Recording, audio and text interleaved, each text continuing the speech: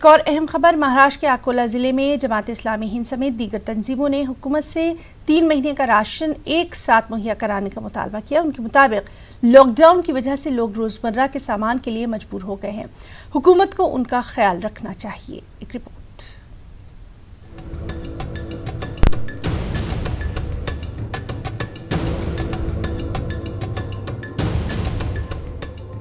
मुल्क में लॉकडाउन के सबब क्वारंटाइन में रहने वाले गरीब और आम लोग बहुत जल्द भूखा रहने पर मजबूर हो सकते हैं। कारोबार पूरी तरह ठप है, रोजगार के दरवाजे बंद हैं। ऐसे में अगर ये लोग वज़ीर-ए-आज़म नरेंद्र मोदी की अपील पर लब्बैक कहते हैं तो इनके लिए रोजमर्रा के साजो सामान मुहैया कराना भी जरूरी है।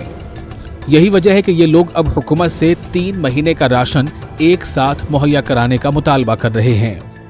लॉकडाउन में और कोरोना वायरस के चक्कर में हम गरीब लोग जो सुबह जाके शाम को लाके खाया करते थे, अभी ये खाने पीने के इतने वांदे हो गए, क्या हम कुछ मजदूरी और पैसा कैसे ला नहीं सकते।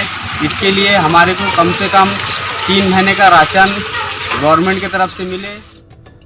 गर्चे अकोला जिला इंतजामिया ने राशन की माकूल तकसीम की बात कही है, ताहम अनाज का स्टॉक दस्तयाब न होने के सबब एक साथ 3 महीने का राशन तकसीम होता मुमकिन नजर नहीं आ रहा है।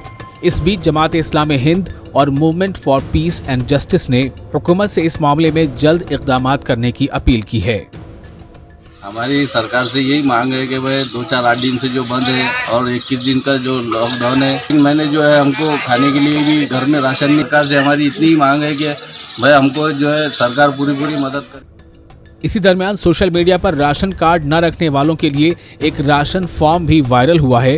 हालांकि बाद में इंतजामिया ने इस फॉर्म को फर्जी करार तो दे दिया, ताहम इन लोगों के बारे में कोई माकूल जवाब नहीं दिया कि मुसीबत की इस घड़ी में राशन कार्ड न रखने वाले अपने पेट की आग भला किस तरह बुझाएं। न्यूज़ 18 उर्दू के लिए अकोला से रिजवान खान की रिपोर्ट।